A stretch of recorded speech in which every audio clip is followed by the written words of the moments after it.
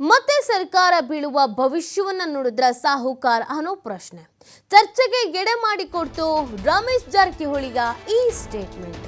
ಕಾಂಗ್ರೆಸ್ನಲ್ಲಿ ಕುರ್ಚಿ ಕಿತ್ತಾಟದ ನಡುವೆ ಹೊಸ ಚರ್ಚೆ ಒಂದು ಹುಟ್ಟುಹಾಕಲಾಗ್ತಾ ಇದೆ. ಅವಧಿ ಪೂರ್ವ ಚುನಾವಣೆ ಮುನ್ಸೂಚನೆಯನ್ನ ಕೊಟ್ಟ ಶಾಸಕ ರಮೇಶ್ ರಾಜ್ಯದಲ್ಲಿ ಅವಧಿ ಪೂರ್ವ ಚುನಾವಣೆ ಬರುವಂತ ಸಾಧ್ಯತೆ ಇದೆ ಅಂತ ಹೇಳಿದ್ದಾರೆ. ಇಲ್ಲವೇ 2028ರಲ್ಲಿ ಮತ್ತೆ ರಾಜ್ಯದಲ್ಲಿ ಬಿಜೆಪಿ ಬಾವುಟ ಹಾರಿಸ್ತೀವಿ ಅಂತ ಹೇಳಿದ್ದಾರೆ. ನಮ್ಮ ಪಕ್ಷದಲ್ಲಿ ಆಂತರಿಕ ಭಿನ್ನಮತಗಳು ಇವೆ, ಪಕ್ಷ ಅಂತ ಬಂದಾಗ ನಾವೆಲ್ಲರೂ ಒಂದಾಗೇ ಕೆಲಸವನ್ನ ಮಾಡ್ತೀವಿ. ಚರ್ಚೆಗೆ ಗ್ರಾಸವಾದ ಮಾಜಿ ಸಚಿವ ರಮೇಶ್ ಜಾರಕಿಹೊಳಿ ಅವರ ಈ ಸ್ಟೇಟ್ಮೆಂಟ್. ಈಗಾಗಲೇ ಕಾಂಗ್ರೆಸ್ನಲ್ಲೂ ಕೂಡ ಸಾಕಷ್ಟು ಬೆಳವಣಿಗೆ ಆಗ್ತಿದೆ, ಬಿಜೆಪಿಯಲ್ಲೂ ಕೂಡ ಸಾಕಷ್ಟು ಬೆಳವಣಿಗೆ ಆಗ್ತಾ ಇದೆ. ಆದರೆ ಅವಧಿ ಪೂರ್ವ ಚುನಾವಣೆ ನಡೆಯುತ್ತೆ ಅಂತ ಹೇಳಿರುವಂಥ ಈ ಒಂದು ಹೇಳಿಕೆ ಇದೆಯಲ್ಲ, ಹಾಗಿದ್ರೆ ಸರ್ಕಾರ ಪತನ ಆಗತ್ತಾ, ಮತ್ತೆ ಎಲೆಕ್ಷನ್ ಆಗತ್ತಾ, ಅದಕ್ಕೆ ಈ ಸ್ಟೇಟ್ಮೆಂಟನ್ನು ಕೊಟ್ರಾ? ಆ ಥರದೊಂದು ಬೆಳವಣಿಗೆ ಆಗ್ತಾ ಇದೆಯಾ ರಾಜ್ಯದಲ್ಲಿ? ಹಾಗಾದರೆ ಸರ್ಕಾರದಲ್ಲಿ ಎಲ್ಲವೂ ಸರಿಯಿಲ್ಲ ಅಂತ ಹೇಳ್ತಾನೆ ಪಕ್ಷ ಅಥವಾ ಸರ್ಕಾರ ಪತನ ಆಗುವಂಥ ಒಂದು ಕೆಲಸ ಆಗೇ ಹೋಗ್ಬಿಡುತ್ತಾ ಅನ್ನುವಂಥ ಪ್ರಶ್ನೆ. ರಮೇಶ್ ಜಾರಕಿಹೊಳಿ ಅವರ ಸ್ಟೇಟ್ಮೆಂಟ್ ಆ ಥರದೊಂದು ಅರ್ಥವನ್ನು ಕಲ್ಪಿಸ್ತಾ ಇದೆ. ಇದೀಗ ರಾಜ್ಯದಲ್ಲಿ ಸದ್ಯ ಇದೇ ಸುದ್ದಿ ಸಿಕ್ಕಾಪಟ್ಟೆ ವೈರಲ್ ಆಗ್ತಾ ಇದೆ.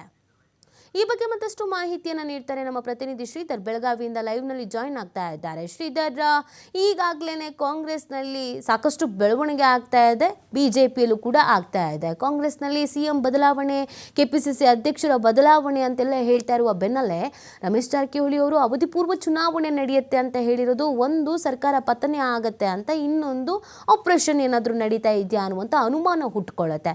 ಸೊ ರಮೇಶ್ ಜಾರಕಿಹೊಳಿ ಅವರ ಈ ಸ್ಟೇಟ್ಮೆಂಟ್ ಹಿಂದಿನ ಕಾರಣ ಏನು, ಯಾವ ಥರ ಚರ್ಚೆ ಹುಟ್ಟುಹಾಕಿದೆ?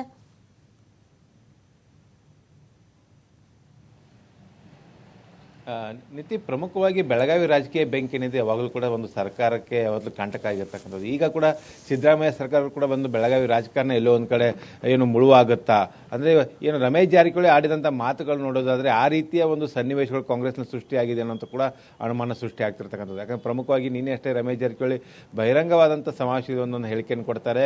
ಏನು ಅವಧಿ ಪೂರ್ವ ಚುನಾವಣೆ ಬರ್ಬೋದು ಅಥವಾ 2028 ಚುನಾವಣೆ ಬರ್ಬೋದು, ಆದರೆ ಮತ್ತೆ ರಾಜ್ಯದಲ್ಲಿ ಬಿಜೆಪಿಯ ಸರ್ಕಾರದ ಜೆಂಡಾವನ್ನು ಹಾರಿಸ್ತೇವೆ, ಮತ್ತೆ ಬಿಜೆಪಿಯನ್ನು ಗೆಲ್ಸ್ಕೊಂಡು ಬರ್ತೇವೆ ಅನ್ನೋಂಥ ಮಾತನ್ನು ಹೇಳುವಂಥದ್ದು. ಬಿಜೆಪಿಯಲ್ಲಿ ಸಾಕಷ್ಟು ಆಂತರಿಕ ಏನು ಭಿನ್ನಮತಗಳಿದ್ದಾವೆ, ಆದರೆ ಅವೆಲ್ಲವೂ ಕೂಡ ಒಂದು ನಾವು ಶಮನಗೊಳಿಸಿ ಪಕ್ಷಕ್ಕಾಗಿ ಒಟ್ಟಾಗಿ ಕೆಲಸ ಮಾಡ್ತೀವಿ ಅನ್ನೋಂಥ ಮಾತನ್ನು ಇಲ್ಲಿ ರಮೇಶ್ ಜಾರಕಿಹೊಳಿ ಬಹಳ ತುಂಬ ವಿಶ್ವಾಸವಾಗಿ ಒಂದು ಮಾತುಗಳನ್ನು ಹೇಳಿರ್ತಕ್ಕಂಥದ್ದು.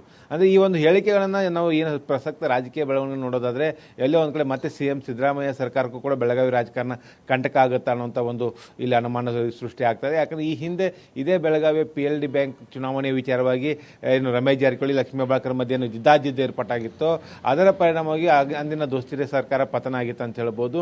ಈಗಲೂ ಕೂಡ ಕಾಂಗ್ರೆಸ್ನಲ್ಲಿ ಅಂಥದ್ದೇ ಸನ್ನಿವೇಶ ಸೃಷ್ಟಿ ಆಗ್ತಾ ಇದೆ.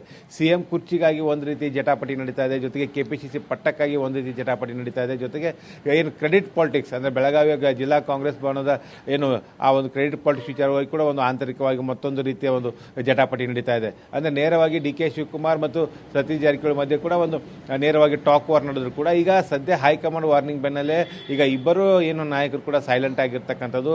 ಸೈಲೆಂಟ್ ಆಗಿ ಆಂತರಿಕವಾಗಿ ಒಂದು ಈ ಇಬ್ಬರು ನಾಯಕರ ಮಧ್ಯೆ ಒಂದು ಸಮರ ಮುಂದುವರೆದಿದೆ ಅಂತ ಹೇಳ್ಬೋದು. ಹಾಗಾಗಿ ಏನು ಪ್ರಮುಖವಾಗಿ ಏನು ಈ ಬೆಳಗಾವಿ ರಾಜಕಾರಣ ಏನಿದೆ, ಬೆಳಗಾವಿ ರಾಜಕಾರಣ ಸದಾ ಏನು ರಾಜ್ಯ ರಾಜಕಾರಣದ ಮೇಲೆ ಪ್ರಭಾವ ಬೀರುತ್ತೆ ಅಂತ ಹೇಳ್ಬೋದು. ಈ ಒಂದು ಸರ್ಕಾರದಲ್ಲಿ ಪ್ರಮುಖವಾಗಿ ಸತೀಶ್ ಜಾರಕಿಹೊಳಿ ಕೂಡ ಒಂದು ಪ್ರಭಾವಿ ಒಂದು ಸಚಿವರಾಗಿದ್ದಾರೆ. ಅಹಿಂದ ಪ್ರಮುಖವಾಗಿ ಸಿದ್ದರಾಮಯ್ಯ ಶಿಷ್ಯ ಆಗಿರ್ತಕ್ಕಂಥ ಹಿನ್ನೆಲೆಯಲ್ಲಿ ಪ್ರಬಲ ಅಹಿಂದ ನಾಯಕರು ಕೂಡ ಆಗಿರ್ತಕ್ಕಂಥದ್ದು. ಆ ಒಂದು ಕಾರಣಕ್ಕಾಗಿ ಏನು ಸಿಎಂ ಕುರ್ಚಿ ಮತ್ತು KPCC ಅಧ್ಯಕ್ಷ ಸ್ಥಾನಕ್ಕೆ ಏನು ಜಟಾಪಟಿ ನಡೀತಾ ಇದೆ, ಇದರ ವಿಚಾರವಾಗಿ ಏನು ಕಾಂಗ್ರೆಸ್ನಲ್ಲಿ ನಡೀತಿರ್ತಕ್ಕಂಥ ಆಂತರಿಕ ರಾಜಕೀಯ ಬೆಳವಣಿಗೆಗಳು ನೋಡೋದಾದರೆ ಇದು ಮುಂದಿನ ದಿನಗಳಲ್ಲಿ ಹೀಗೆ ಮುಂದುವರೆದ್ರೆ ಅದು ಸರ್ಕಾರಕ್ಕೆ ಕಂಟಕ ಆಗುತ್ತೆ. ಒಂದು ವೇಳೆ ಏನು ಅವಧಿ ಪೂರ್ವ ಚುನಾವಣೆಯೂ ಬರಬಹುದು, ಅಥವಾ ಒಂದು ವೇಳೆ ಈ ಒಂದು ಸರ್ಕಾರವನ್ನು ಪತನ ಮಾಡಿ ಏನು ಬಿಜೆಪಿ ಮತ್ತೆ ಆಪರೇಷನ್ ಕಮಲವನ್ನು ಮಾಡುವಂಥ ಪ್ರಯತ್ನ ಕೂಡ ನಡೆಸಬಹುದು ಅನ್ನೋಂಥ ಒಂದು ಮುನ್ಸೂಚನೆ ರಮೇಶ್ ಜಾರಕಿಹೊಳಿ ಮಾತುಗಳಿಂದ ಸಿಗ್ತಾ ಇದೆ. ನೀತಿ ಒಂದು ಕಡೆ ಗೋವಾದಲ್ಲಿ ಏನು ಬಿಜೆಪಿ ಸರ್ಕಾರ ಇದೆ, ಮಹಾರಾಷ್ಟ್ರದಲ್ಲಿ ಮತ್ತೆ ಈಗ ದೇವೇಂದ್ರ ಫಡ್ನವೀಸ್ ನೇತೃತ್ವದ ಬಿಜೆಪಿ ಸರ್ಕಾರ ಅಸ್ತಿತ್ವಕ್ಕೆ ಬಂದಿದೆ. ಈ ಹಿಂದೆ ದೋಸ್ತಿ ಸರ್ಕಾರದ ಪತನದ ಸಂದರ್ಭದಲ್ಲಿ ರಮೇಶ್ ಜಾರಕಿಹೊಳಿ ಬೆನ್ನಿಗೆ ನಿಂತಿದೆ ಮಹಾರಾಷ್ಟ್ರ ಸರ್ಕಾರ. ಅಂದಿನ ಮಹಾರಾಷ್ಟ್ರದ ಮುಖ್ಯಮಂತ್ರಿ ಆಗಿರ್ತಕ್ಕಂಥ ದೇವೇಂದ್ರ ಫಡ್ನವೀಸ್. ಈಗಲೂ ಕೂಡ ದೇವೇಂದ್ರ ಫಡ್ನವೀಸ್ ಅಲ್ಲಿ ಮಹಾರಾಷ್ಟ್ರದ ಮುಖ್ಯಮಂತ್ರಿ ಆಗಿರ್ತಕ್ಕಂಥದ್ದು. ಈಗ ಮಹಾರಾಷ್ಟ್ರದಲ್ಲಿ ಏನು ಬಿಜೆಪಿ ಸರ್ಕಾರ ಬಂದ ಬೆನ್ನಲ್ಲೇ ರಾಜ್ಯದಲ್ಲಿ ಒಂದು ಆಪರೇಷನ್ ಕಮಲದ ಮಾತುಗಳು ಜೋರಾಗಿ ಕೇಳಿ ಬರ್ತಾ ಇದೆ. ಸರ್ಕಾರ ಬೀಳುತ್ತೆ ಅನ್ನೋ ಮಾತನ್ನು ಹೇಳ್ತಾ ಇದ್ದಾರೆ. ಅನೇಕ ಜನ ಕಾಂಗ್ರೆಸ್ ಶಾಸಕರು ಬಿಜೆಪಿ ಬರ್ತಾರೆ ಅಂತ ಹೇಳಿಕೆ ಕೂಡ ಆರಂಭಗೊಂಡಿದ್ದು. ಇವೆಲ್ಲವೂ ಕೂಡ ನೋಡೋದಾದ್ರೆ, ಯಾಕಂದ್ರೆ ಈ ರೀತಿಯ ಏನು ಆಪರೇಷನ್ ಕಮಲದ ಏನಾದರೂ ನಡೀತಾ ಇದ್ರೆ ಅದರಲ್ಲಿ ರಮೇಶ್ ಜಾರಕಿಹೊಳಿ ಪಾತ್ರ ಕೂಡ ಇದ್ದೇ ಇರುತ್ತೆ. ಹಾಗಾಗಿ ಒಂದು ವೇಳೆ ಏನಾದರೂ ಅಂಥ ಸನ್ನಿವೇಶ ಸೃಷ್ಟಿ ಆದರೆ ಅದಕ್ಕೆ ಬೆಳಗಾವಿಯ ಏನು ರಾಜಕಾರಣ ಏನಿದೆ, ಬೆಳಗಾವಿಯ ಏನು ಸತೀಶ್ ಜಾರಕಿಹೊಳಿ ಏನಾದರೂ ಪಕ್ಷದ ಕಡೆಗಣಿಸಿದ್ರು ಕೂಡ ಅಥವಾ ಸತೀಶ್ ಜಾರಕಿಹೊಳಿ ವಿರುದ್ಧ ಏನಾದರೂ ಕ್ರಮ ತೆಗೆದುಕೊಳ್ಳುವಂಥ ಏನು ನಿರ್ಧಾರಕ್ಕೆ ಮುಂದಾದರೂ ಕೂಡ ಅಂತಹ ಸನ್ನಿವೇಶಗಳು ಮುಂದಿನ ದಿನಗಳಲ್ಲಿ ಬರಬಹುದು ಅನ್ನೋಂಥ ಒಂದು ಏನು ಮುನ್ಸೂಚನೆಯನ್ನು ಇಲ್ಲಿ ರಮೇಶ್ ಜಾರಕಿಹೊಳಿ ಕೊಟ್ಟಂತೆ ಕಾಣಿಸ್ತಾ ಇದೆ. ನೀತಿ. ಓಕೆ, ಥ್ಯಾಂಕ್ ಯು ಶ್ರೀಧರ್ ತಮ್ಮೆಲ್ಲ ಡೀಟೇಲ್ಸ್ಗಾಗಿ.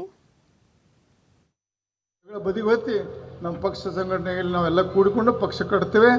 ಮುಂದಿನ ದಿನದಲ್ಲಿ ಮತ್ತು ಭಾರತೀಯ ಜನತಾ ಪಕ್ಷದ ರಾಜ್ಯದಲ್ಲಿ ವಿಧಾನಸಭೆಯಲ್ಲಿ ಒಂದು ಜೆಂಡ ಏರಿಸ್ತೇವೆ. ನಾವು ಭಾರತೀಯ ಜನತಾ ಪಕ್ಷದ ನಾಯಕರು ಎಲ್ಲ ಕೂಡಿಕೊಂಡು ಇವತ್ತು ಭಾರತೀಯ ಜನತಾ ಪಕ್ಷ ಮೂಲೆಯಲ್ಲಿ ನಾವು ಸಂಘಟನೆ ಮಾಡಿ ಮುಂದಿನ ದಿನದಲ್ಲಿ 28ಕ್ಕೆ ಆಗ್ತದೋ ಅದಕ್ಕೆ ಮೊದಲಾಗ ಚುನಾವಣೆ ಗೊತ್ತಿಲ್ಲ. ನಮ್ಮ ಈಗ ಒಳ ಜಗಳವನ್ನು ನಾವು ಮಾಡ್ತೀವಿ.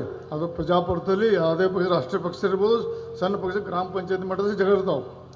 ಅದನ್ನೇ ಮುಂದೆ ಹೋಗಿ ನಾವು ಭಾರತೀಯ ಜನತಾ ಪಕ್ಷದಲ್ಲಿ ಹಿನ್ನಡೆ ಆಗ್ತದೆ ಅನ್ನೋದು ಒಂದು ಕಲ್ಪನೆ, ಅದು ತಪ್ಪು. ನಮ್ಮ ಕೊನೆಗೆ ಬಂದು ನಮ್ಮ ಭಾರತೀಯ ಜನತಾ ಪಕ್ಷ ಯಾರೇ ಇರ್ಬೋದು, ಕೊನೆಗೆ ಪಕ್ಷದ ವಿಷಯ ಬಂದಾಗ ನಾವೆಲ್ಲ ಒಂದಾಗ್ತೇವೆ.